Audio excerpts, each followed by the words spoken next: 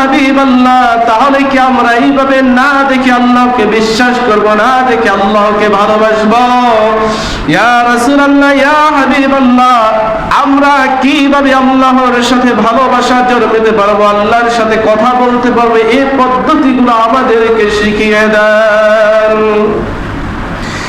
আল্লাহর হাবিব রাহমাতাল লিল আলামিন বলেন, ও সাহাবায়ে কিরাম, দুনিয়ার ভিতরে আল্লাহ রব্বুল আলামিন তোমাদের সাথে কিভাবে কথা বলবে, এটা অন্যান্য নবীদের উম্মতেরা যতটা সহজ ভেবেছে, তার চাইতে উম্মতে মুহাম্মাদিরা 100 গুণ বেশি সহজে সর্বদাই আল্লাহর সাথে দিদার করতে পারবে। সাহাবায়ে কিরামের দোয়ার আল্লাহু তাআলা আলাইহি আজমাইন জিজ্ঞাসা করলেন, ইয়া রাসূলুল্লাহ, ইয়া হাবিবাল্লাহ, কিভাবে আমরা আল্লাহর সাথে কথা বলবো, কিভাবে আমরা আল্লাহর সাথে দিদার করব? হে নবী, আপনি আমাদেরকে শিখিয়ে দেন। আল্লাহর নবী রাহমাতাল লিল আলামিন বলিলেন, তোমাদের মন যখন খারাপ হবে তখনই তোমরা আল্লাহর সাথে কথা বলা শুরু করবে। কিভাবে আল্লাহর সাথে কথা বলবেন? দুনিয়ার মধ্যে যেই সময় তোমাদের মন খারাপ হবে, সেই সময়গুলো তোমরা কোরআন নিয়ে বসে কোরআন তেলাওয়াত করবে। আর যখনই তোমরা কোরআন তেলাওয়াত করতে থাকবে, প্রত্যেকটা লাইন টু লাইন আল্লাহর সাথে কথা বলা হয়ে যাবে। সুবহানাল্লাহ। তোমরা যখনই মন খারাপ লাগবে, যখনই মন খারাপ থাকবে, তখনই আল্লাহর সাথে কথা বলা শুরু করবে। যখন তোমার কথা বলা শেষ হয়ে যাবে, এবার তোমার মনে যাবে আল্লাহর সাথে কেমনে দিদার করি, আল্লাহর সাথে দিদার করব, দেখা করব, ভালোবাসা করব। রাসূল আকরাম সাল্লাল্লাহু আলাইহি ওয়াসাল্লাম বলেন, যখনই তোমাদের দিদার করতে মনে চায়, তখনই তোমরা নামাজরত আল্লাহর সিজদায় লুটে পড়ো। তখন আল্লাহর সিজদা মানে আল্লাহ রাব্বুল আলামিনের সাথে দিদার করা। আল্লাহু আকবার। কিন্তু আমরা সিজদা করি, মজা পাই না। সিজদা করি, আল্লাহর দিদার পাই না। কেন পাই না ভাই? কারণ আমাদের সিজদায় মন থাকে বাহিরে। রাসূল আকরাম সাল্লাল্লাহু আলাইহি ওয়াসাল্লামকে সাহাবায়ে কিরাম প্রশ্ন করলেন, ইয়া রাসূলুল্লাহ, ইয়া হাবিবাল্লাহ, আমরা যখন সিজদায় যাই, সিজদারত অবস্থায়, রুকুরত অবস্থায়, নামাজরত অবস্থায় আমাদের মনে বাহিরের চিন্তা চেতনা চলে আসে। এমন এক স্থানে দাঁড়াইছো যেই স্থানে পিছনের দিকে আগুন ধাউ ধাউ করে জাহান্নামের আগুন জ্বলতেছে। সামনের দিকে তুমি যদি তাকাও, সামনে তোমার আল্লাহ সুবহানাহু ওয়া তাআলা তাকিয়ে দেখতেছে তুমি কি করতেছো, আর পিছনে তোমার জাহান্নামের আগুন ধাউ ধাউ করে জ্বলতেছে। আল্লাহর সামনে তুমি বেয়াদবি করতে পারবা না। তাহলে আল্লাহ সুবহানাহু ওয়া তাআলার সামনে দাঁড়িয়ে যদি তুমি বেয়াদবি করো, মনে মনে ভাবো যে পিছনে যে দাউ দাউ করে আগুনগুলো জ্বলতেছে জাহান্নামের আগুন, আল্লাহ সুবহানাহু ওয়া তাআলা সামনে থেকে পিছনের জাহান্নামের আগুনে নিক্ষেপ করে দিবে। এই রকমের মনের ভিতরে যদি তুমি ভয় রাখতে পারো, আল্লাহ সুবহানাহু ওয়া তাআলার এইভাবে ভয় রেখে যদি তুমি ইবাদত করতে পারো, তাহলে দুনিয়াবি কোনো চিন্তা চেতনা তোমার অন্তরের ভিতরে প্রবেশ করিবে না। তুমি যদি ভাবতে থাকো যে আমার পিছনে জাহান্নামের আগুন দাউ দাউ করে জ্বলতেছে, সামনে আল্লাহ সুবহানাহু ওয়া তাআলা তাকিয়ে দেখতেছে আমি কি করতেছি, এরকমের চিন্তা চেতনা যদি তোমার অন্তরের ভিতরে হয়, তাহলে তোমার অন্তরে আর বাইরের কোনো চিন্তা আসবে না। কিন্তু আমরা কজন এভাবে চিন্তা চেতনা করতে পারি ভাই? অনেকের নামাজের সময় বিভিন্ন চিন্তা এসে পড়ে। ওই সকল ব্যক্তির জন্য এই রকমের চিন্তা চেতনা করা উচিত। আল্লাহ সুবহানাহু ওয়া তাআলা আমি অধম গুনাহগারকে সহ সকলকে নামাজরত অবস্থায় আল্লাহর ভয় অন্তরে ঢুকাবার পায়দা করুন এবং আল্লাহর ভয় অন্তরে থাকার হেদায়েত নসিব করে সকলে বলি আমিন। হযরত আবু বকর সিদ্দিক রাদিয়াল্লাহু তাআলা আনহু قال قال سمعت رسول الله صلى الله عليه وسلم হযরত আবু বকর আল্লাহর নবী রাহমাতাল লিল আলামিনের সামনে বসা আল্লাহর নবী রাহমাতাল লিল আলামিন কে বলিলেন, আবু বকর সিদ্দিক রাদিয়াল্লাহু তাআলা আনহু বলিলেন, ইয়া রাসূলুল্লাহ ইয়া হাবিবাল্লাহ, তাম দুনিয়ার ভিতরে আপনি নবীর কথা শুনে আমি কালেমা পড়ে মুসলমান হয়েছি, আপনি নবীর আদর্শকে আমি ভালোবাসি। ইয়া রাসূলুল্লাহ ইয়া হাবিবাল্লাহ, আমার মনের ভিতরে তিনটা আশা, মনের ভিতরে তিনটা বেদনা হয়েছে। রাসূল আকরাম সাল্লাল্লাহু আলাইহি ওয়াসাল্লাম বলিলেন, হে আবু বকর, তোমার মনের আশাকে তুমি বলতে পারো। আবু বকর সিদ্দিক রাদিয়াল্লাহু তাআলা আনহু বলিলেন, ইয়া রাসূলুল্লাহ ইয়া হাবিবাল্লাহ, আমার মনের আশার ভিতরে এক নাম্বার বেদনা, এক নাম্বার মনের আশা হলো আল্লাহ পাক রব্বুল আলামিন তাম পৃথিবীর ভিতরে এমন একজন রাহমাতাল লিল আলামিন নবীকে পাঠাইছেন, যার চেহারা মোবারকের দিকে আমি যদি একবার তাকাই আমার চক্ষু আর পলক দিতে মনে চায় না।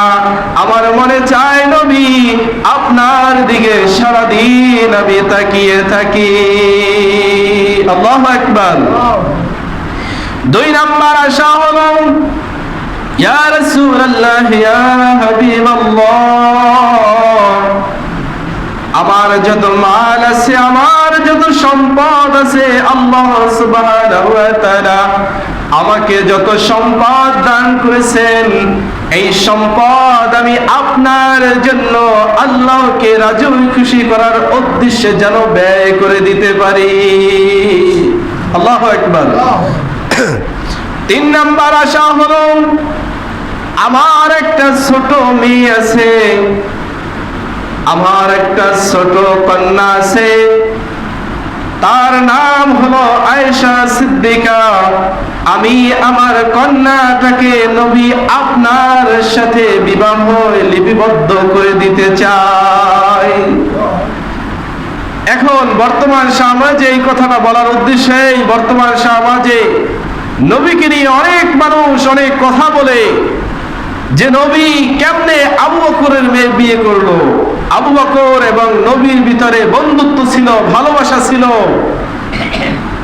এবং একটা 6 বছরের বাচ্চাকে আল্লাহর নবী কেমনে বিয়ে করে। ভাইরা আমার, নবীর ব্যাপারে অনেক মানুষ কটূক্তি করা শুরু করেছে।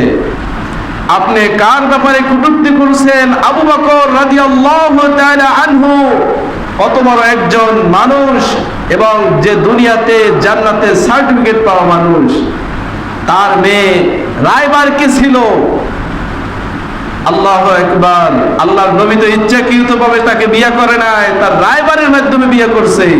যে আবু বকরের মেয়ের রায়বার ছিল স্বয়ং আল্লাহ। কে ছিল ভাই? আর আমরা সাধারণ মানুষ নবীর ব্যাপারে বিভ্রান্ত সৃষ্টি করি। আল্লাহ সুবহানাহু ওয়া তাআলা ওই সকল বান্দা থেকে আমাদেরকে হেফাজত করুন, সকলে বলি আমিন। হযরত আবু বকর আল্লাহর নবীর প্রিয় সাহাবী, যখন এই তিনটা প্রস্তাব রাখলেন, আল্লাহর নবী চুপ করে রইলেন। কারণ আল্লাহর নবীর সাহাবী হযরত আবু বকর তার একজন প্রিয় সাহাবী, ভালোবাসার মানুষ। তিনটা প্রস্তাব রেখেছে। তৃতীয় নাম্বার প্রস্তাব হলো তার কন্যাকে আল্লাহর রাসূলের কাছে বিয়ে দিবে। আল্লাহর নবী তো না বলতে পারে না, আবার যদি হয় বলে, হয় বললেও সমস্যা হয়ে যায়। চুপ করে রইলেন। হযরতে জিবরাইল আলাইহিস সালামকে ডাক দিয়ে আল্লাহ সুবহানাহু ওয়া তাআলা বলিলেন, ও জিবরাইল,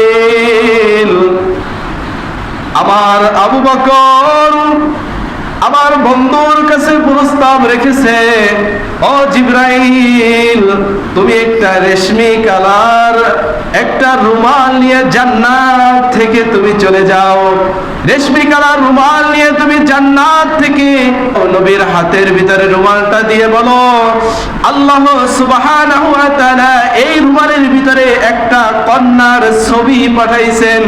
এই ছবিটা যদি আপনার পছন্দ হয়, আল্লাহ সুবহানাহু ওয়া তাআলা এই ছবিটার মেয়েকে আপনার বিবাহে লিপিবদ্ধ করতে বলেছে। আল্লাহু আকবার। আল্লাহ পাক রব্বুল আলামিন জিবরাইল আলাইহিস সালামের মাধ্যমে রেশমি কালার একটা রুমাল নিয়ে নবীর কাছে পাঠায়। আর ওই রুমালের ভিতর একটা ছবির ফুটেজ পাঠিয়ে দেওয়া হয়েছে। নবীর কাছে প্রস্তাব পাঠানো হয়েছে, এই মেয়েকে যদি নবী আপনার পছন্দ হয়, তাহলে আল্লাহ এই মেয়েকে আপনাকে বিবাহ করতে বলেছেন। আল্লাহর কি কুদরত দেখেন। আল্লাহর নবী চুপ করে রয়েছে, ধৈর্য ধরছে, নাও বলে নাই, হয় বলে নাই। আল্লাহ স্বয়ং দেখতে পাইছে। জিবরাইলের মাধ্যমে জান্নাত থেকে রেশমি কালার রুমাল পাঠিয়ে দিয়েছে। রুমালের ভিতরে একটা ছবি পাঠাইছে। আল্লাহর নবীকে বলছে, হে নবী, আপনার যদি এই মেয়েকে পছন্দ হয়, তাহলে আল্লাহ বলেছে এই মেয়েকে আপনার বিয়ে করতে হবে। আল্লাহু আকবার। আল্লাহর নবী রাহমাতাল লিল আলামিন আবু বকরকে জিজ্ঞাসা করা হলো, ও আবু বকর, তোমার মেয়ের বয়স কত? আবু বকর বলিলেন, আমার মেয়ের বয়স মাত্র 6 বছর। কয় বছর ভাই? 6 বছর। আমার মেয়ের বয়স 6 বছর। তখন রেশমি কালার এই রুমালটাকে আবু বকরের হাতে দিলেন। রেশমি কালার রুমালটা আবু বকরের হাতে দিয়ে বলিলেন, হ্যাঁ আবু বকর, এই মেয়েটাকে কি তুমি চেনো? আবু বকর ডাক দিয়ে বলিলেন, ইয়া রাসূলুল্লাহ, ইয়া হাবিবাল্লাহ, এই রুমালের ভিতর যে মেয়েটাকে দেখতে পাওয়া যায়, এই মেয়েটাই আমার মেয়ে হযরতে আয়েশা সিদ্দিকা। আল্লাহু আকবার। আল্লাহর নবী রাহমাতাল লিল আলামিন বলিলেন, হে আবু বকর, আল্লাহ পাক রব্বুল আলামিন জান্নাত থেকে এই রেশমি কালার রুমালটা এবং এই রুমালের ভিতরে ছবি জিবরাইলের মাধ্যমে আমার কাছে বিয়ের প্রস্তাব হিসাবে পাঠাইছেন। হে আবু বকর, আপনার মেয়ে কালো না সুন্দর? আমি ওটা দেখতে চাই না, ছোট না বড় তাও দেখতে চাই না। আল্লাহ যেখানে প্রস্তাব করেছে সেখানে আমি রাজি হয়ে গেলাম। আল্লাহু আকবার। তাহলে আল্লাহ পাক রব্বুল আলামিনের নবী রাহমাতাল লিল আলামিনের বিয়ের রায়বার ছিল হলো স্বয়ং আল্লাহ নিজেই। কিন্তু আমরা বর্তমান সমাজে দেখা যায় অনেক মানুষ বলে, আল্লাহর নবী হয়ে কেন 6 বছরের মেয়ে বিয়ে করলো? আল্লাহ পাক রব্বুল আলামিন ওই সকল জালেম থেকে, ওই সকল বিভ্রান্তকার মানুষ থেকে আমাকে সহ তামাম দুনিয়ার সকল মুসলমানকে হেফাজত করে সকলে বলি আমিন।